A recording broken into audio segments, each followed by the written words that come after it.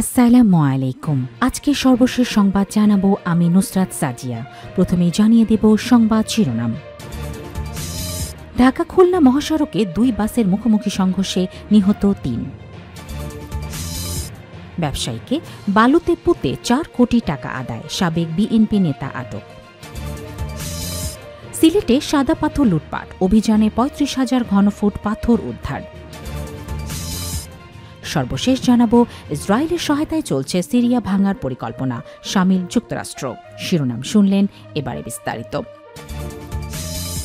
ঢাকা খুলনা মহাসড়কে 2 বাসের মুখোমুখি সংঘর্ষে নিহত 3। ঢাকা খুলনা মহাসড়কে 2 বাসের মুখোমুখি সংঘর্ষের ঘটনা ঘটেছে। এতে 3 জন নিহত হয়েছেন। তাছাড়া অন্তত আরও 15 জন আহতের খবর পাওয়া গেছে। বৃহস্পতিবার 14 আগস্ট বেলা 12টার দিকে মহাসড়কের ফরিদপুরের কানাইপুর বাজার সংলগ্ন ব্রিজের উপর এই দুর্ঘটনা ঘটে। এতে নিহতদের মধ্যে 2 জনের নাম জানা গেছে। তারা হলেন রঞ্জিত কুমার ও আরেকজন আতিয়া শেখ। স্থানীয় সূত্রে জানা গেছে, বেলা 12:30টার দিকে কানাইপুর বাজার সংলগ্ন ব্রিজের উপর ঢাকাগামী রয়্যাল এক্সপ্রেসের একটি বাসের সঙ্গে মাগুরাগামী ডিডি পরিবহনের একটি বাসের মুখোমুখি সংঘর্ষ হয়। এতে 2টি বাসেরই সামনের অংশ দুমড়ে মুচড়ে যায়। আহতদের উদ্ধার করে ফরিদপুর মেডিকেল কলেজ হাসপাতালে পাঠানো হলে এক নারীসহ 3 জনকে মৃত ঘোষণা করে দায়িত্বরত চিকিৎসক। ব্রিজের উপর দুর্ঘটনার কারণে ঢাকা খুলনা মহাসড়কের যান চলাচল বন্ধ হয়ে যায়। পরে দ্রুত উদ্ধার কাজ সম্পন্ন হলে ফের যান চলাচল শুরু হয়। হাইওয়ে করিমপুর থানার ওসি মোহাম্মদ সালাউদ্দিন আহমেদ বলেন, দুর্ঘটনায় 3 জন নিহত হয়েছে। তাদের মধ্যে 2 জনের নাম জানা গেছে। তাছাড়া আহতদের উদ্ধার করে হাসপাতালে পাঠানো হয়েছে। ব্যবসায়ীকে বালুতে পুঁতে 4 কোটি টাকা আদায়, সাবেক বিএনপি নেতা আটক। যশোরের নওয়াপাড়ায় ব্যবসায়ীকে বালুতে পুঁতে 4 কোটি টাকা আদায়ের মামলায় সাবেক বিএনপি নেতা আসাদুজ্জামান জনিকে খুলনা থেকে আটক করেছে ডিবি পুলিশ। বৃহস্পতিবার 14 আগস্ট সকাল 9:30টার দিকে খুলনা শহরের রোজ গার্ডেন হোটেল থেকে স্থানীয় পুলিশের সহযোগিতায় তাকে আটক করা হয়। আটকের পর জনিকে নওয়াপাড়াতে তার ইকো পার্ক সহ বিভিন্ন স্থানে অভিযানে রয়েছে যৌথ বাহিনী। বিষয়টি নিশ্চিত করেছেন অভয়নগর থানার ভারপ্রাপ্ত কর্মকর্তা ওসি আব্দুল আলিম। জনি নওয়াপাড়া পৌর বিএনপির সাংগঠনিক সম্পাদক ছিলেন। রাজনৈতিক পট পরিবর্তনের পর দলীয় বিশৃঙ্খলা ও চাঁদাবাজি সহ বিভিন্ন অভিযোগের ভিত্তিতে দল তার পদ স্থগিত করে। এর আগে 2024 সালের 2 সেপ্টেম্বর অভয়নগরে নওয়াপাড়ার জাফরিদ এন্টারপ্রাইজের কর্ণধার শাহনিয়াজ কবির টিপুকে জনির কণা ইকো পার্কে বালুতে পুঁতে ও অস্ত্রের মুখে জিম্মি করে। কয়েক দফায় 4 কোটি টাকা আদায়েরও অভিযোগ করা হয়। ভুক্তভোগী ব্যবসায়ীর স্ত্রী আসমা খাতুন এই অভিযোগ করেন। ঘটনার 11 মাস পর চলতি বছরের 2 আগস্ট আসাদুজ্জামান জনিসহ 6 জনের নামে অভয়নগর থানায় মামলা করেন। একই অভিযোগে স্থানীয় সেনা ক্যাম্পে অভিযোগ দেন ভুক্তভোগী নারী। মামলার এজাহারভুক্ত আসামি ডিশ ব্যবসায়ী মিঠু ও বিএনপি নেতা জনির বাবা কামরুজ্জামানকে এই মামলায় গ্রেফতার করে পুলিশ। সর্বশেষ বৃহস্পতিবার সকালে জনিকে আটক করা হয়। এই মামলায় অভিযুক্ত আরও 3 আসামি পৌর বিএনপির 6 নম্বর ওয়ার্ডের সাংগঠনিক সম্পাদক সম্রাট হোসেন, নোয়াপাড়া প্রেস ক্লাবের সাধারণ সম্পাদক মফিজুর রহমান দপ্তরি ও গরুহাটখোলার সৈকত হোসেন হীরা এখনও পলাতক রয়েছে। অভয়নগর থানার ওসি আব্দুল আলিম জানান, বাকিদের আটকে অভিযান চলছে। ভুক্তভোগী ব্যবসায়ীর স্ত্রী আসমা খাতুন অভিযোগ করেন, গত বছরের 2 সেপ্টেম্বর কৌশলে শৌকত হোসেন হীরার মাধ্যমে তার স্বামী টিপুকে নিজের অফিসে ডেকে নেন বিএনপি নেতা আসাদুজ্জামান জনি। সেখানে তাকে মারধর ও অস্ত্রের মুখে জিম্মি করে 2 কোটি টাকা দাবি করেন Johnny. South Bangla agriculture and commerce bank থেকে জনির নিজ প্রতিষ্ঠানের হিসেবে 2 কোটি টাকা আরটিজিএস করে পাঠান আসমা খাতুন। টাকা পেয়ে টিপুকে ছেড়ে দেওয়া হয়। এরপর 18 সেপ্টেম্বর সকালে গ্রামের বাড়ি চলিশিয়া থেকে মোটরসাইকেলে বাজারে যাওয়ার পথে উপজেলা স্বাস্থ্য কমপ্লেক্স ফটকের পর টিপুর গতিরোধ করেন হীরা।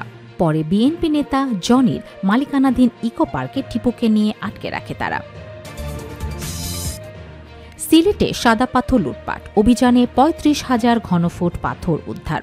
পাথর লুটের ঘটনায় সিলেটের 2টি পর্যটন স্পট কোম্পানিগঞ্জ উপজেলার সাদা পাথর ও গোয়াইনঘাট উপজেলার জাফলংয়ে অভিযান চালিয়েছে জেলা প্রশাসন।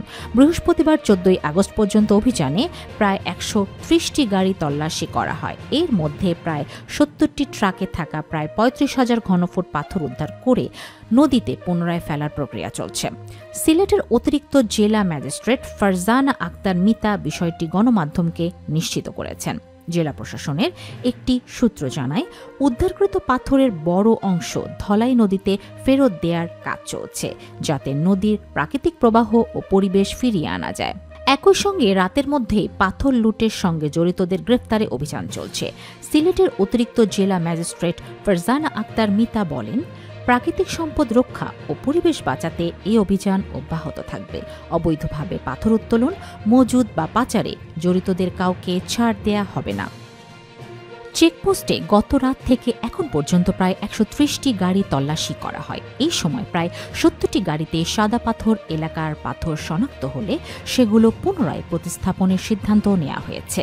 এর আগে সাদা পাথর পর্যটন কেন্দ্রে ব্যাপক লুটপাটের পর জেলা প্রশাসন গত ১৩ই আগস্ট একটি ৩ সদস্যের তদন্ত কমিটি গঠন করেছে বলে জানায়। অতিরিক্ত জেলা প্রশাসক পদ্মাসন সিংহকে প্রধান করে গঠিত কমিটি পাথর লুটের ঘটনা অনুসন্ধান করে। ১৭ই আগস্টের মধ্যে এই কমিটির তদন্ত প্রতিবেদন জমা দেওয়ার নির্দেশ দেওয়া হয়েছে। ইসরায়েলের সহায়তায় চলছে সিরিয়া ভাঙার পরিকল্পনা, শামিল যুক্তরাষ্ট্র।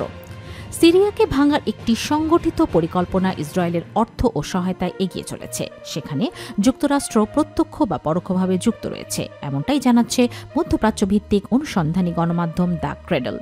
বিশ্লেষকদের মতে প্রকল্পটি মূলত সিরিয়ার পশ্চিমাঞ্চলকে কেন্দ্র করে সাজানো হলেও এর প্রভাব বিস্তৃত হতে পারে লেবানন পর্যন্ত। মার্কিন সিনেটের ফরেন রিলেশনশিপ কমিটির গত ১৩ই ফেব্রুয়ারির এক শুনানিতে সিনেটর জেমস রিশ বলেন, সিরিয়ার মানচিত্র যেন এক সমতল রুবিক্স কিউবের মতো, যেখানে বিভিন্ন অঞ্চলের বিভাজন সুস্পষ্ট। আমরা মূলত পশ্চিম অংশ নিয়ে কথা বলছি। এই মন্তব্যটি ছিল মার্চ মাসে আলভি সংখ্যালঘুদের বিরুদ্ধে সংগঠিত গণহত্যার কয়েক সপ্তাহ আগে। রিশের মতে, পশ্চিমাঞ্চল নিয়ন্ত্রণ না আনতে পারলে পুরো দেশ নিয়ন্ত্রণ সম্ভব নয়। Washington institute for near east পলিসির ম্যানেজিং ডিরেক্টর মাইকেল শিও শুনানিতে বলেছেন, পশ্চিম সিরিয়ায় সরকারের সঙ্গে সরাসরি মোকাবেলা করা এবং বিভিন্ন গোষ্ঠীর মধ্যে সমন্বয় গড়ে তোলা সম্ভব। এসব বক্তব্য এখন বাস্তব রূপ নিচ্ছে এক বহুমুখী সামরিক রাজনৈতিক অভিযানে, যার মূল তত্ত্বাবধান করছে ইসরায়েল। পরিকল্পনার লক্ষ্য সাম্প্রদায়িক বিভাজনকে উস্কে দিয়ে সিরিয়া লেবানন সীমান্তে নতুন বাস্তবতা তৈরি। পরিকল্পনাটি লেবাননের গভীরে প্রবেশ করেছে। এখানে হিজবুল্লাহর বিরুদ্ধে ব্যাপক সামরিক অভিযান চালানোর পাশাপাশি লেবাননের উপকূলীয় অঞ্চলে সশস্ত্র সিরীয় বাহিনী মোতায়েন রাখার উদ্যোগ করেছে। ইসরায়েলি সেনাপ্রধান ইয়াল জামিরা ও ক্যাপ্টেন রবার্ট এই প্রকল্পের সরাসরি পরিচালনায় আছেন, আর অর্থায়নে রয়েছে উগ্রপন্থী ইসরায়েলি সরকার। যদিও গণমাধ্যমে এটিকে খ্রিস্টান সহ সংখ্যালঘুদের সুরক্ষার উদ্বেগ হিসাবে প্রচার করা হচ্ছে, বিশ্লেষকরা বলছেন প্রকৃত উদ্দেশ্য হল চার্চ, মঠ এবং ঐতিহাসিক স্থাপনাগুলোতে হামলা চালিয়ে সাম্প্রদায়িক উত্তেজনা সৃষ্টি করা এবং ইসরায়েলি হস্তক্ষেপের পথ তৈরি করা।